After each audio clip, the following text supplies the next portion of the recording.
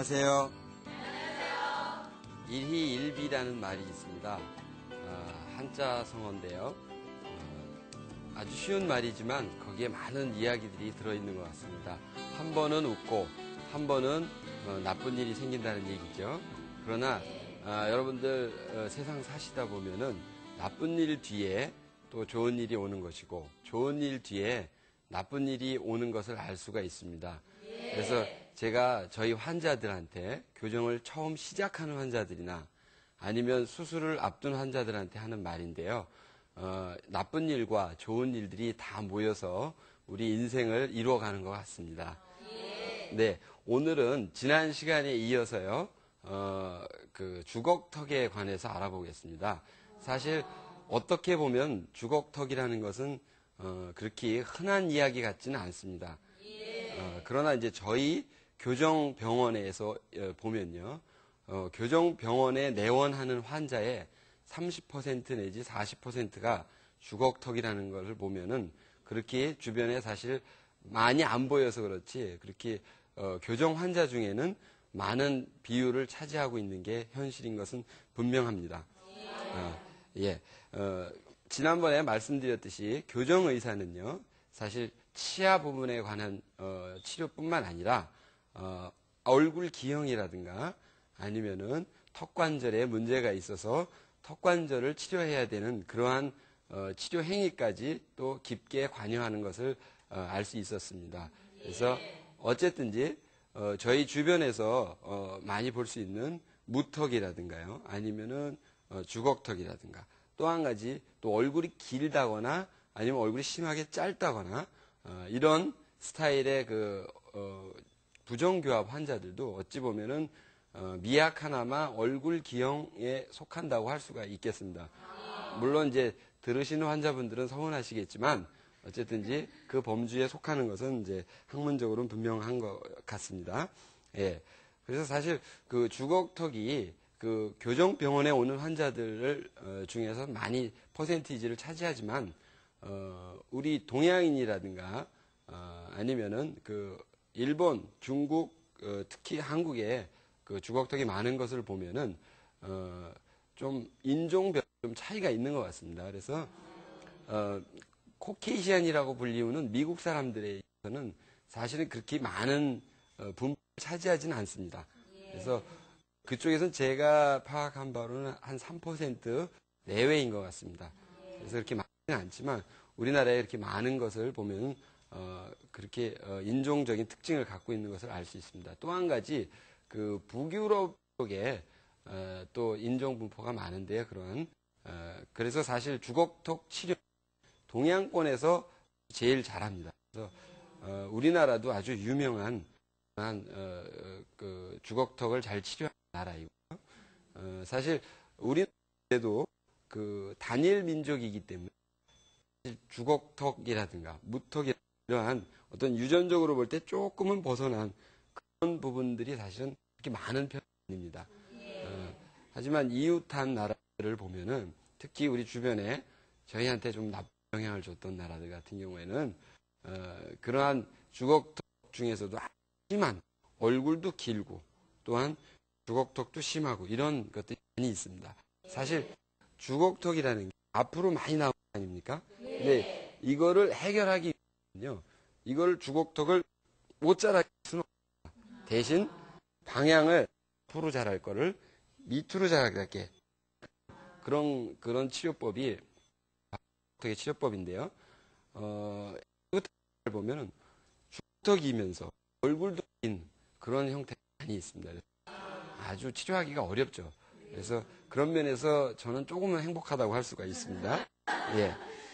그래서 어쨌든지 그 주걱턱은 사실 여러 그 부정교합이라든가 아니면은 암까지도 조기 치료가 중요하죠. 예. 물론 이제 주걱턱도 조기 치료가 중요합니다.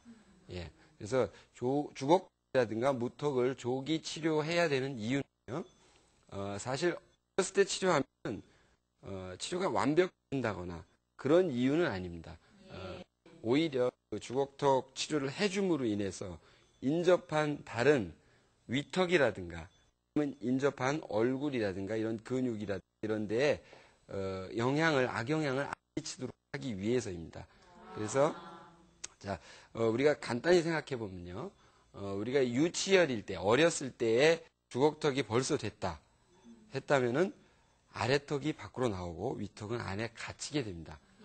그렇게 될 경우에는 아래턱은 통제 장치가 없기 때문에 끊임없이 자라고요. 위턱은 또 막아주는 아래턱이 있기 때문에 자라나지 못합니다. 그래서 계속 더 심해지는 거죠. 그래서 여기서 보시면은 지금 이런 경우가 바로 그 주걱턱인 경우인데요. 아주 심한 경우이죠. 가만히 보시면은 위턱 부분은 꺼져 있고요. 아래턱 부분은 또 많이 자라 있습니다. 거기다가 사실 지금 이 얼굴이 자세히 안 나와서 그런데요. 사실 긴 얼굴입니다. 그래서 이런 경우가 아주 치료하기가 난해한 그런 경우라고 할 수도 있죠. 네, 이렇게 주걱턱은 사실 그 조기 치료를 통해서 나중에 생길지도 모르는 그런 더 심한 그런 악화를 갖다가 막기 위한 것이 조기 치료의 목적이라고 할 수 있습니다. 그래서 조기 치료라면 그러면 과연 몇 세 때 치료해야 될까요? 자, 우리가 생각할 때는 일반적인 교정 치료는 5학년 정도 아이들 물론 남녀 차이가 있습니다. 여자 아이들이 조금 더 빨리 성숙을 하죠. 그래서 여자 아이들 같은 경우에 5학년이라고 할까요? 5학년 정도. 그리고 남자 아이들은 한 2년 터울을 두고요.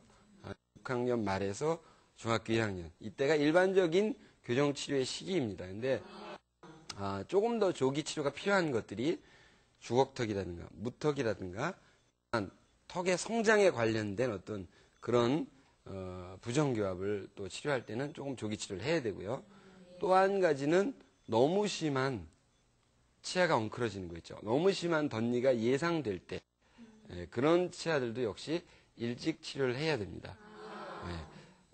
우리가 그런 뜻으로 생각을 해보면 우리 아이들이 언제 치료가 필요한가는 사실 딱 맞춰서 우리가 그 시기에 병원에 갈 것이 아니라 한 6세 정도가 되면 그때부터는 교정병원을 한번 내원해서 정확한 시기를 한번 알아봐야 되죠. 예. 그래서 어쨌든지 어렸을 때 6세나 7세 정도에 벌써 주걱턱이 됐다면은 이제 그때 바로 치료를 해주게 됩니다.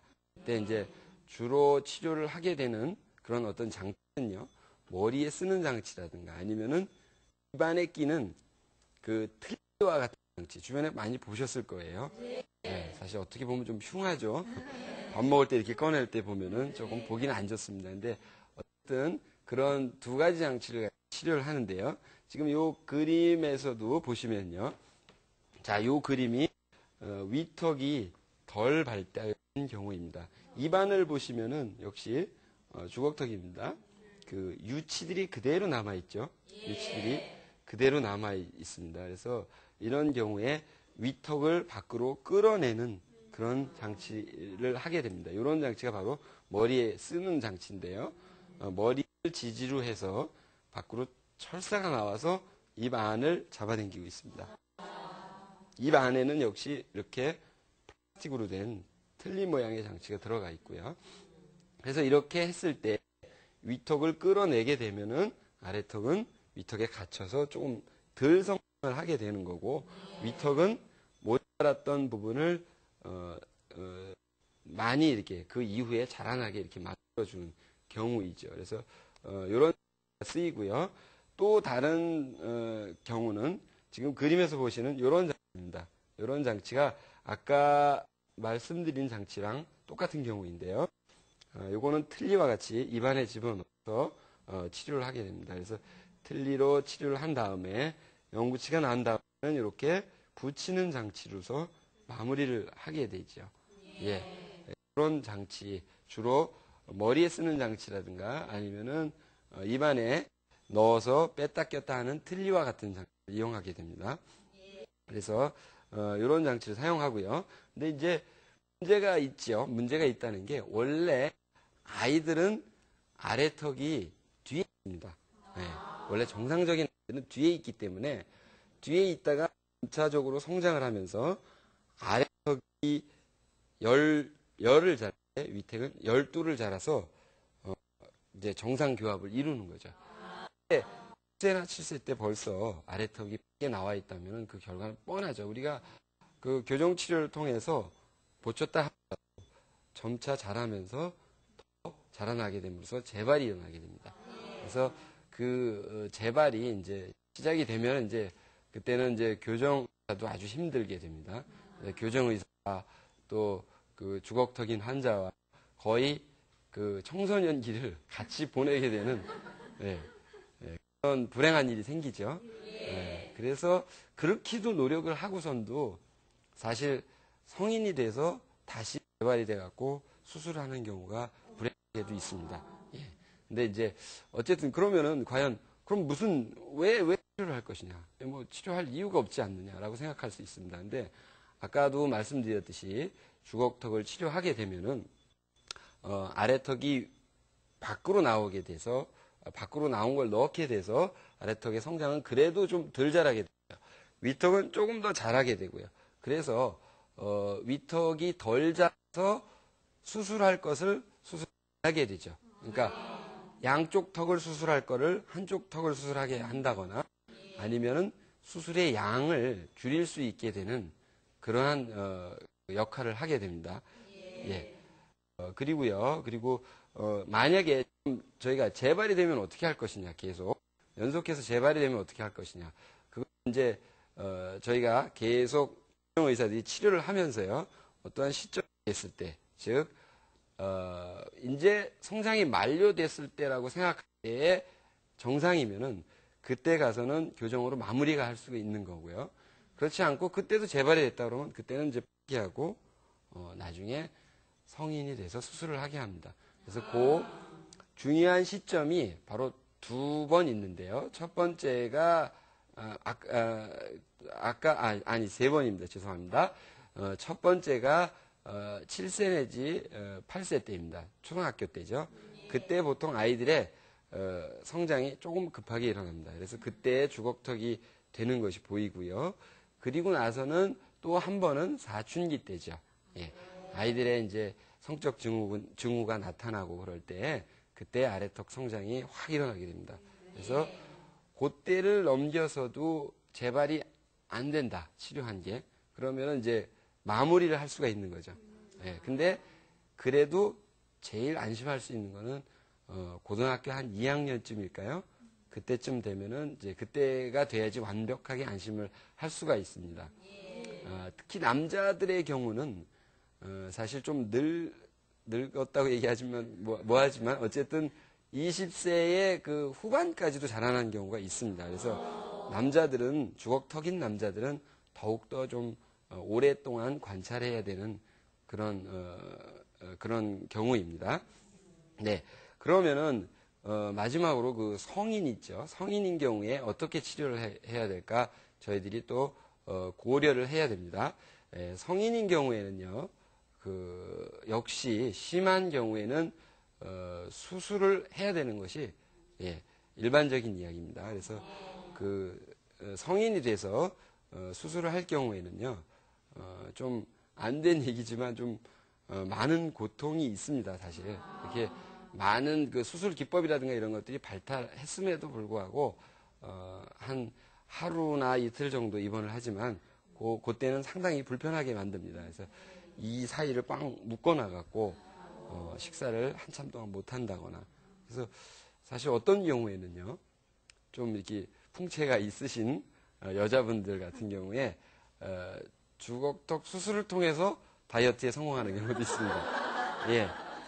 얼마 전에 제가 치료한 그 아가씨는 거의 20kg를 감량했습니다. 그래서 결국 물론 이제 교정 치료를 이제 수술을 끝나고선 교정 치료를 시작할 땐 조금 회복이 되죠. 그래서 결국 한 15kg 감량 그 정도에 성공을 했는데 아주 뭐 교정 치료도 하고 몸매도 예뻐지고 고생은 했지만 어쨌든 그 고생을 하는 것은 좀 분명합니다. 근데 최근에 들어와서 이제 수술 기법이라든가 마취 기법이 많이 발달을 했기 때문에 과거에만큼은 그렇게 수술이 많이 고생스럽진 않습니다. 예. 그래서 수술은요, 그 턱 수술 같은 경우에는 사실 아주 조심해야 됩니다. 턱 수술 중에서도 그 예를 들자면은 그 사각턱이라든가 아니면 양쪽이 비대칭이었다든가 이런 경우는 사실 성형에 속합니다. 성형. 그래서 그 많은 분들이 그런 경우는 이제 성형외과를 찾아서 아름다워지시죠. 근데 하지만 그 치아가 달려 있는 부분 있죠. 치아가 달려 있는 부분이 만약에 움직인다면은 그거는 반드시 교정 의사가 있어야 됩니다. 예. 그래서 과거에 제가 대학병원에 있을 때 보면은 그 주걱턱이라든가 아니면 무턱을 수술해서 턱을 움직였는데 치아는 전혀 맞지 않는 경우가 있었습니다. 그런 경우에 전혀 씹지를 못합니다.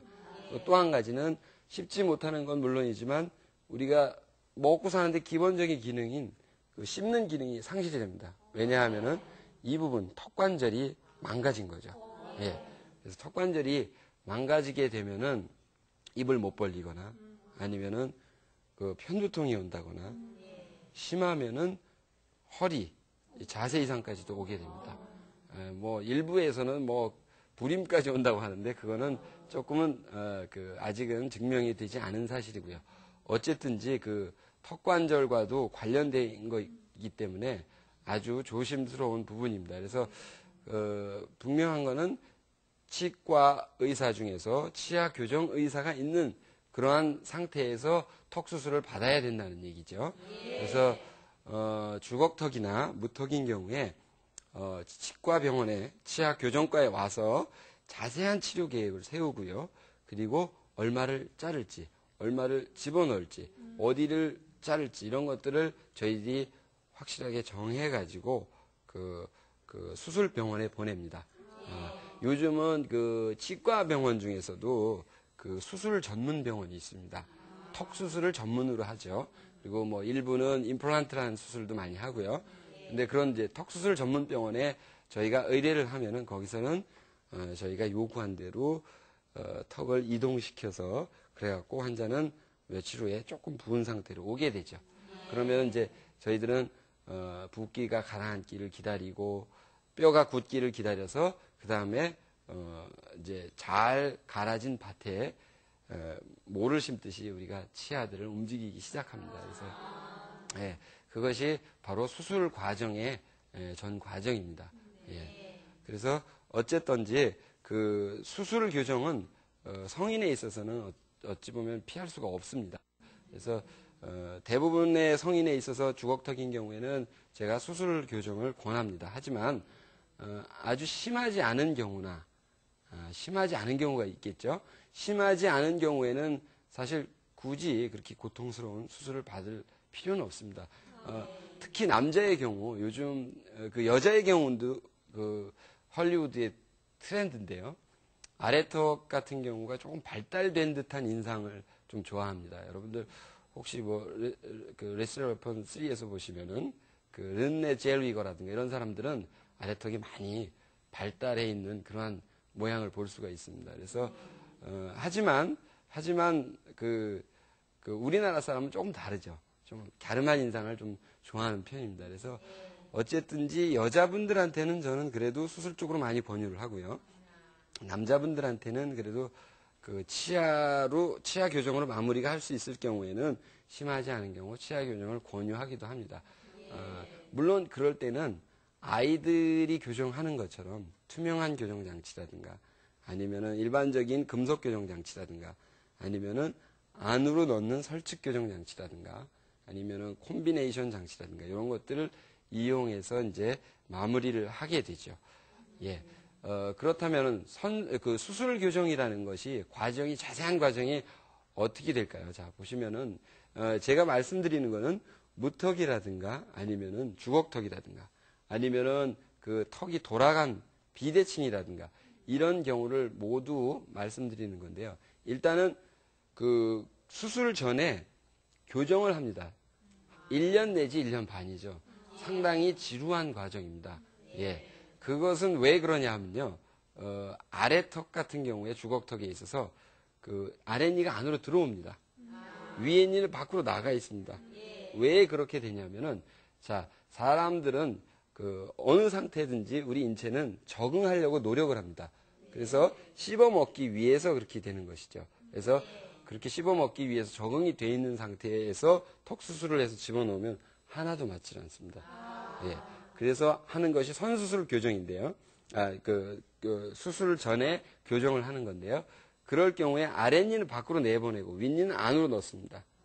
자, 1년 내지 1년 반 동안 점점점 아래는 나오고 위에는 들어갑니다. 보기 싫죠? 예. 그래서 개발된 방법이 선수술 교정이라는 방법입니다. 먼저 수술을 하게 하는 겁니다. 예.